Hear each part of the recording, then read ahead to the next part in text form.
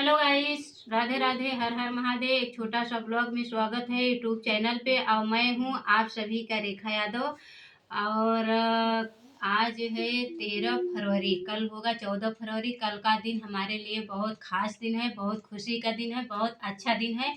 और हमारे बेटे का बर्थडे है। आप लोग आना जरूर, सभी यूट्यूब फैमिली को बुला रही हूँ। और हमारी मेहंदी कैसी लगी आप लोग जरूर कमेंट करना। और एक शिकायत है आप लोगों से, मैं लाइव आती हूँ, आप लोग लाइव में जुड़ते नहीं हो, क्यों?